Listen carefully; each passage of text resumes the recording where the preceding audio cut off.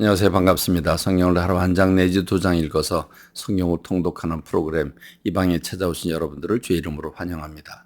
성경을 깊이 묵상하면서 깨닫고 깨달음을 얻고 그 깨달음을 실천에 옮겨서 하나님 원하시는 하나님의 사람들로 성숙해져 가는 주의 사람들이 되기를 바랍니다. 오늘은 민수기 22장부터 24장을 다루게 될 것입니다.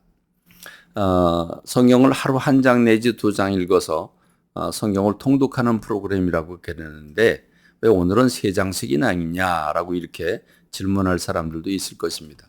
그런데 여러분 살펴보면 알지만 민수기 22장부터 24장은 나눌 수 없는 한 사건을 다뤄주고 있습니다.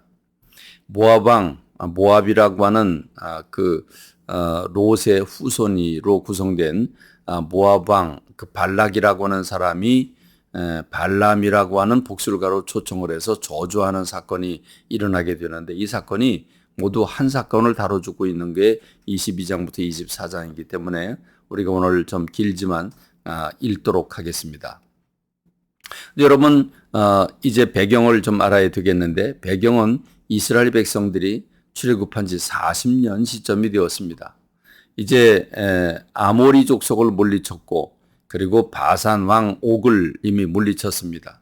그리고 그 땅을 이스라엘 백성들이 소유했습니다. 성경은 거주했다고 말해주고 있습니다.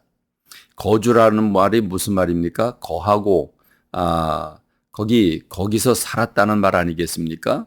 다시 말하면 지금 이스라엘 백성들이 도착한 곳이 어디냐? 요단강 건너편 동편입니다. 지금 요단강 맞은편에는 여리고라고 하는 성입니다. 그러니까 여리고 요단강의 그 맞은편이니까 동편인데 이 동편에 지금 도착한 곳이 모압 바로 지경입니다. 그래서 아모리를 물리쳤고 바산왕 옥을 물리쳤는데 이제 다음 순서가 모압인 것입니다. 그런데 이 모압 왕이 발락이라고 하는 사람인데 이 발락이라고 하는 사람이 보니까 이제 망하게 생겼습니다.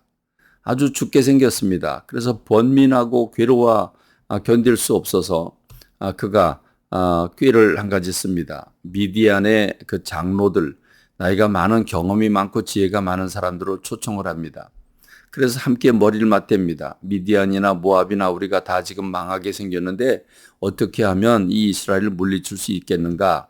그래서 그들이 생각한 그 모략은 바로 그렇습니다. 발람이라고 하는 그 동방, 그 당시 그 주변에 그 아주 큰 영향력을 미치고 있는 복술가, 주술가, 점쟁이가 있습니다. 아주 우리말로 표현하면 아주 용한 사람입니다. 그 사람이 영성이 있는 사람이니까 그 사람을 데려다가 저 이스라엘 백성들을 저주하면 그러면 그가 그 저주하는 대로 되지 않겠는가. 그의 힘이 크니까 그래서 저 이스라엘을 저주로 묶어놓으면 그러면 우리가 보존할 수 있다. 이제 이런 생각을 하게 됩니다. 그래서 발람이라고 하는 사람 지금 주석가들에 의하면 600km가 떨어져 있습니다. 그럼 많이 떨어져 있는 거죠. 그럼에도 불구하고 사신들을 보내서 저를 초청을 합니다. 근데 이 발람이라고 하는 사람이 우리가 먼저 읽던 그 개역 개정 성경에는 선지자라고 나옵니다. 그런데 선지자가 아니죠. 이방인이면서 하나님을 믿지 않는 점술가, 복술가입니다. 근데 그거 어떻게 하나님의 말씀을 받아서 전할 수 있단 말입니까? 여러분 아주 간단합니다. 하나님은 돌들을 통해서도 말씀하실 수 있는 분입니다. 하나님은 나귀의 입을 열어서 말씀하신 분이 하나님이십니다. 그렇기 때문에 이방신을 섬기는 사람이지만 잡신을 섬기는 사람이지만 하나님이 그 사람 마음에 들어가 강력하게 그 마음을 열어주실 때 그가 하나님의 음성을 듣게 됩니다. 그래서 하나님께 물어봅니다. 하나님께서 대답하시죠. 가지 말라고. 그들은 복받은 백성들이라고. 그들을 지금 이 너희들을 초청하는 그 발락이라고 하는 그 모압 왕을 따라가지 말라라고 얘기를 합니다. 그래서 거절합니다. 그랬더니 이번엔 이 발락이라고 하는 모압 왕이 많은 예물과 금은 보화들을 챙기고 그리고서 더 많은 신하들을 보냅니다. 정중하게 초청을 합니다. 그러자 발람이라고 하는 사람의 마음이 흔들리고 있습니다. 그래서 하나님께 또 물어봅니다. 그랬더니 이번에 하나님이 가라고 그럽니다. 왜 그렇습니까? 이미 그가 재물에 눈이 어두워서 가려고 하는 마음을 가지고 있기 때문입니다. 그래서 하나님이 가라, 가기는 가되 내가 하라는 말만 해라, 이렇게 됩니다. 그래서 하나님이 가지 말라고 하나님의 뜻을 그가 깨닫지 못하죠. 그래서 하나님이 나귀를 통해서 입을 열어주십니다.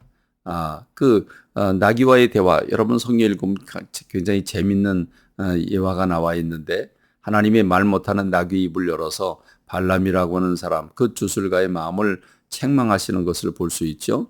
여하튼 이 발람이라고 하는 사람이 결국 발락의 요청을 받아들여서 갑니다. 가서 세 차례를 예언을 하게 되는데, 제물을 준비하고 그리고 이제 예언을 하게 되는데, 놀랍게도 하나님이 축복하셨는데 내가 어떻게 저주할 수 있겠느냐? 하나님께서 함께 하시는데 어떻게 저주할 수 있느냐? 저주할 수 없다. 그리고 축복을 합니다. 그러자 발락이 화가 나지요. 내가 너를 많은 예물을 주고 너를 예우하면서 초청한 이유는 저희 이스라엘 백성들을 저주하라고 그랬는데 어떻게 축복을 하냐? 그랬더니 하나님께서 저주하지 않으시는데 내가 어떻게 저주할 수 있겠느냐? 그 장소를 옮깁니다. 다른 동서남북의 다른 곳에 가서 이스라엘을 바라보면서 또 저주를 해달라고 하는데, 그가 또 두 번째, 세 번째 이렇게 세 번씩 장소를 옮겨가면서 이스라엘 백성들을 저주하기를 원했지만 계속해서 축복을 합니다. 근데 여러분, 저는 이 축복하는 과정에서 놀라운 비밀을 하나 발견하게 됐습니다. 하나님께서 뭐라고 말씀하십니까? 하나님은 야곱의 허물을 기억하지 않고, 하나님은 이스라엘 백성들의 그 반역을 기억하지 않으신다고 말씀하십니다. 그럼에도 불구하고 용서하시고, 그럼에도 불구하고 저들을 사랑하시고, 저들을 이길 자가 없고 주변 모든 국가가 저에게 굴복할 것이라고 축복을 하게 됩니다. 그래서 결국 발락이라고 하는 모압 왕이 분노를 하면서 발람을 추방을 합니다. 추방을 할 때 발람이 마지막으로 또 한 번 또 축복을 하게 되는 사건이 나오는데, 저는 이 사건을 보면서 이스라엘 백성들이 지난 40년 동안 원망하고 불평하는 일 외에 한 게 아무것도 없습니다.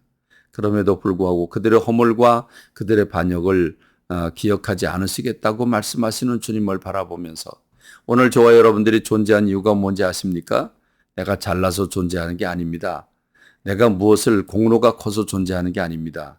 하나님의 사랑 때문에 존재하고 하나님의 사랑 때문에 복을 받고 누리는 것입니다. 이 은혜를 기억하는 오늘 저와 여러분이 되기를 간절히 소망합니다. 감사합니다. 말씀 맺겠습니다.